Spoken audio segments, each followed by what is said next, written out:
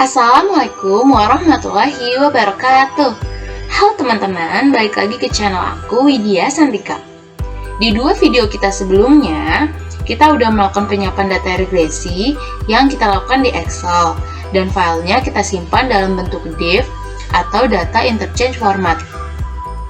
Dan kita juga sudah mengetahui bagaimana cara mengoperasikan Shazam, mengetahui bentuk tampilan lembar kerja dan fungsi dari setiap komponen yang ada di Shazam.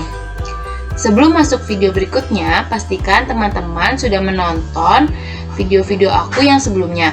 Dikarenakan video-video tersebut berkaitan erat dengan video kita kali ini. Untuk memudahkan teman-teman semua, linknya akan aku sertakan di deskripsi. Pada video kali ini, kita akan mempelajari tentang regresi linier dengan menggunakan teknik matriks. Regresi linier mempelajari hubungan antara satu atau lebih variabel bebas dengan satu variabel terikat. Kali ini kita akan menganalisis tentang faktor-faktor yang mempengaruhi produksi usaha tani jagung di Desa Saintis, Kecamatan Percusetuan, Kabupaten Deli Serdang. Di sini variabel X-nya ada luas lahan, benih, pupuk, dan tenaga kerja. Sedangkan variabel Y-nya ada produksi dari jagung. Pada percobaan pertama, kita akan melakukan analisis regresi linier sederhana dengan teknik matriks. Kita butuh satu variabel bebas dan satu variabel terikat. Seperti judulnya, yang menjadi variabel terikat tentulah jumlah produksi dari jagung. Dan untuk satu variabel bebasnya, kita pilih variabel luas lahan. Jika dibuat dalam bentuk persamaan akan menjadi YT sama dengan B0 plus B1X1 plus ET. Selanjutnya, kita perlu membuat hipotesis. Hipotesis ini merupakan dugaan sementara terhadap suatu penelitian. Hipotesis ada dua jenis, yaitu hipotesis deskriptif dan hipotesis statistik. Dalam penelitian statistik, kedua hipotesis ini mutlak diperlukan. Hipotesis deskriptif pada penelitian ini diduga variabel luas lahan berpengaruh terhadap jumlah produksi jagung. Nah, hipotesis ini perlu dibuktikan secara statistik. Oleh karena itu, kita membutuhkan hipotesis statistik, contohnya sebagai berikut. Hipotesis 0, jika beta 1 sama dengan 0, maka variabel luas lahan tidak berpengaruh terhadap jumlah produksi jagung. Dan hipotesis 1, jika beta 1 tidak sama dengan 0, maka variabel luas lahan berpengaruh terhadap jumlah produksi jagung. Setelah membuat hipotesis, kita sekarang masuk ke aplikasi Shazam untuk melakukan analisis terhadap instruksi sebagai berikut. Langsung saja kita buka aplikasinya. Nah, setelah aplikasinya terbuka, di sini langsung muncul dua buah kolom. Kolom yang pertama bertuliskan editor dan kolom yang satu lagi bertuliskan Shazam. Karena sebelumnya aku sudah membuat instruksinya di Microsoft Word dan aku simpan dalam bentuk text file, maka filenya bisa langsung kita buka dengan cara klik file, lalu klik open.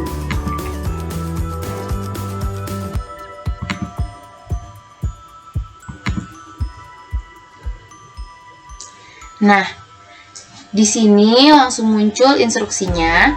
Yang pertama itu ada file 33. Angka 33 di sini teman-teman bebas memilih angka dari rentang 11 sampai 49. Lalu di sebelahnya ini ada D.2 garis miring ekonometrika. Instruksi ini menjelaskan lokasi di mana file tersebut disimpan. Lalu garis miring usaha tani jagung 1.div. Instruksi ini menjelaskan nama file yang teman-teman simpan. Di bawahnya ini ada sampel 133. Instruksi ini menjelaskan kepada Shazam bahwa observasi yang ingin kita analisis itu dari 1 sampai 33 observasi. Berikutnya ada read, buka kurung 33 tutup kurung, N, X1, X2, X3, X4, YT, garis miring, div. Instruksi ini menjelaskan kepada Shazam untuk membaca dan memberi label data yang tersimpan. Contohnya, nomor responden kita beri label N, lahan kita beri label X1, benih kita beri label X2, pupuk kita beri label X3, tenaga kerja kita beri label X4, dan produksi kita beri label YT. Lalu di bawahnya ada gen R, cons sama dengan 1. Instruksi ini memerintahkan Shazam untuk membuat 33 kali 1 vektor yang semua elemennya mempunyai vektor 1. Vektor ini diberi nama cons yang berfungsi sebagai konstanta. Lalu ada matriks X sama dengan cons X1. Instruksi ini memerintahkan Shazam untuk membentuk satu matriks yang diberi nama X dengan elemen konstanta X1. Gen R, Y sama dengan YT. Instruksi ini memerintahkan Shazam untuk membuat vektor Y sama dengan YT. Dengan kata lain, instruksi ini digunakan untuk memberi nama lain vektor YT dengan nama baru sebagai Y. Selanjutnya ada instruksi matriks beta H sama dengan inverse buka kurung X kutip 1 X tutup kurung dikali X kutip 1 Y. Instruksi ini memerintahkan Shazam untuk menghitung nilai beta dengan metode kuadrat terkecil. Berikutnya ada instruksi print beta H. Instruksi ini memerintahkan Shazam untuk menampilkan hasil estimasi kita yang telah kita hitung dengan instruksi sebelumnya. Lalu ada matriks E sama dengan Y min X dikali beta H. Instruksi ini memerintahkan Shazam untuk menghitung nilai error atau persamaan di atas tadi menjadi nilai ET. Berikutnya ada matriks sig 2H sama dengan E kutip 1E garis miring 31. Instruksi ini memerintahkan Shazam untuk menghitung nilai Taufik kuadrat. Lalu ada print sig 2H. Instruksi ini memerintahkan Shazam untuk mencetak Taufik kuadrat sesuai instruksi di atas. Yang berikutnya ada matriks conv B sama dengan sig 2H dikali inverse buka kurung X kutip 1X tutup kurung. Instruksi ini memerintahkan Shazam untuk menghitung varian dan kovarian matriks beta. Berikutnya ada print conv B. Instruksi ini memerintahkan Shazam untuk mencetak instruksi seperti di atasnya. Lalu ada matriks teror sama dengan sqrt buka kurung diag buka kurung conv B tutup kurung 2 kali. Instruksi ini memerintahkan Shazam untuk menghitung akar dari elemen diagonal atau diag yang ada dalam kovarian matriks yang telah dihitung dengan perintah Shazam dan menyimpannya dalam vektor yang diberi nama steror. Lalu ada print steror.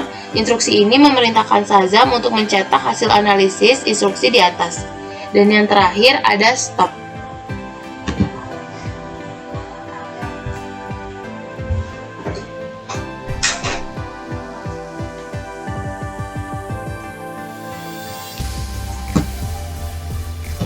Setelah semua instruksi dimasukkan, kita dapat klik menu run, maka akan muncul hasil analisisnya. Coba kita klik run dulu ya. Setelah kita klik run tadi, maka akan muncul hasilnya seperti ini. Nah, di sini teman-teman bisa lihat beta H dan selanjutnya ada steror. Setelah itu kita masukkan angka ini ke Excel. Kita copy satu-satu. Atau bisa langsung kayak gini biar nggak bolak-balik. Sebelumnya di kolom pertama baris pertama kita beri label dulu beta H sama standar error. Lalu angka yang tadi kita masukkan. Ini karena dia belum jadi 2 kolom, jadi kita harus pisah. Jadi kita masukin ke kolom satunya.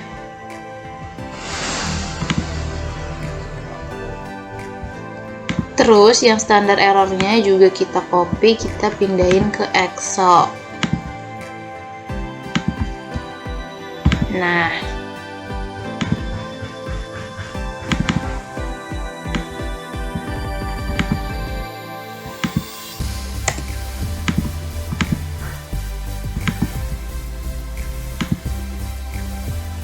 Kenapa kita pindahin angka-angka ini ke Excel? Karena di sini kita mau menghitung nilai T hitungnya. Tadi kita sudah membuat hipotesis statistik untuk mengetahui apakah hasil analisisnya berada pada kondisi H0 atau H1, maka harus dilakukan uji statistik dengan menghitung T hitung dan T tabelnya.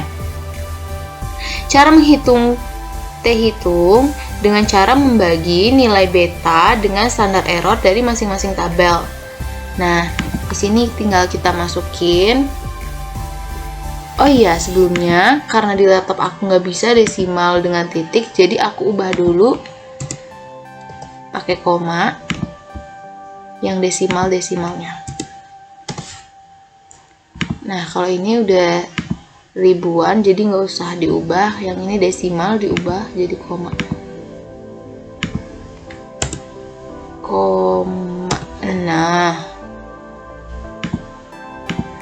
Nah, kalau udah kayak gini bisa kita masukin aja rumus T hitungnya, yaitu beta hat dibagi sama standar error.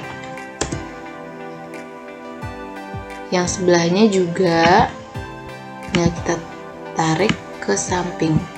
Nah,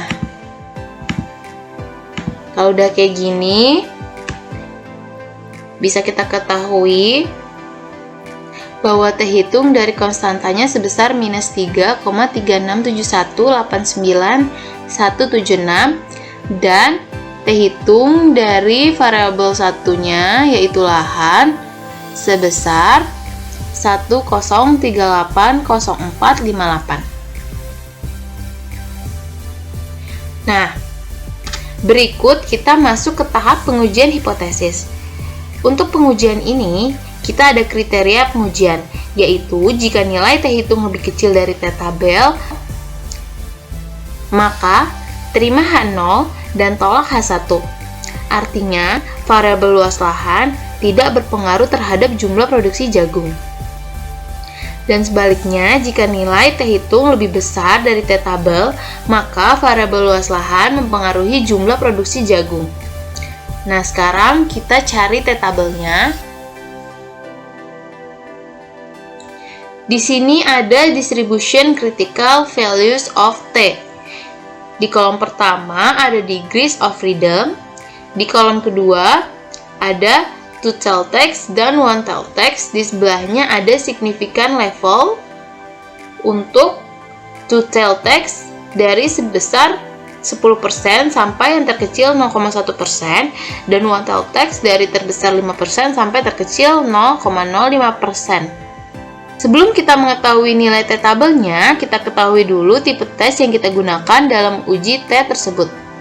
Kita bisa mengetahuinya dari hipotesis deskriptif yang telah kita buat.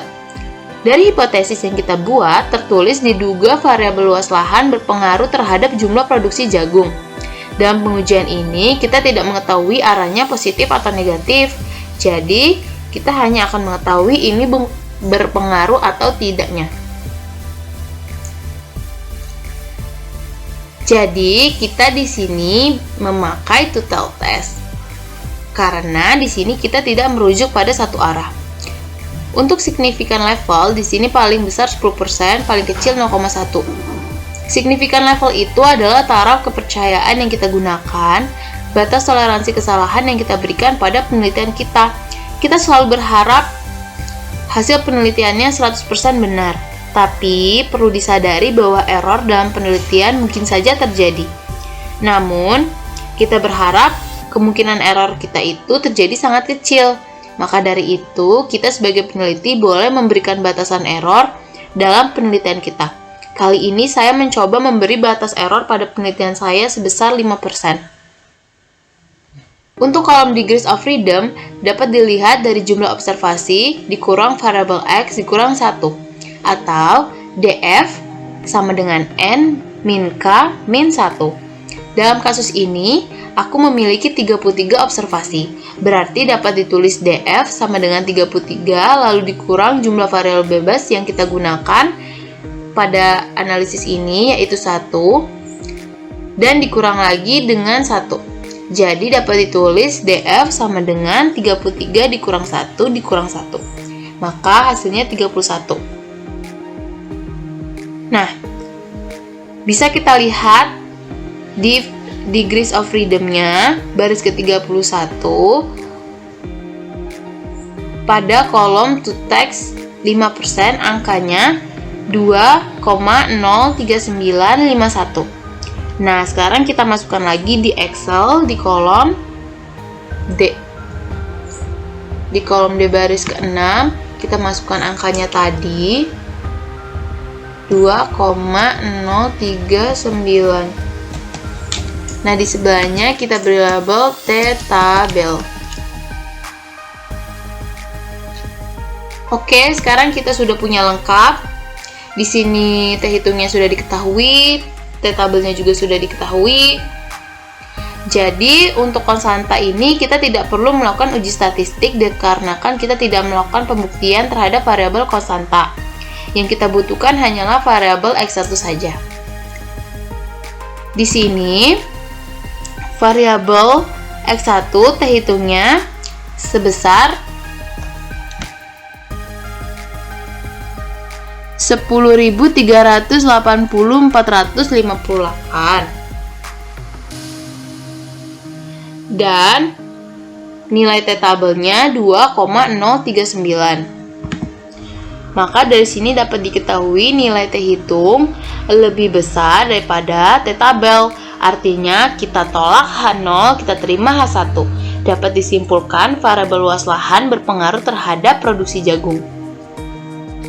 Kalau udah kayak gini, untuk instruksinya dan hasil analisisnya bisa kita simpan di Microsoft Word. Pertama kita blok dulu.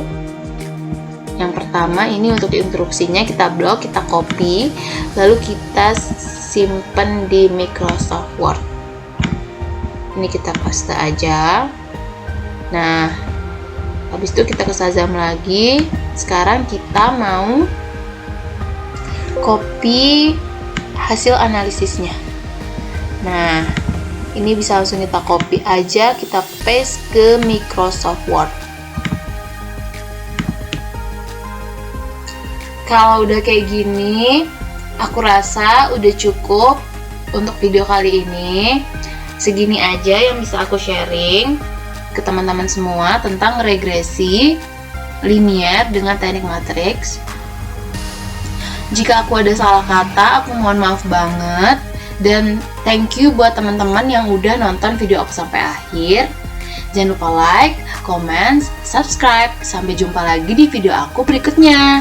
Bye-bye. Assalamualaikum warahmatullahi wabarakatuh.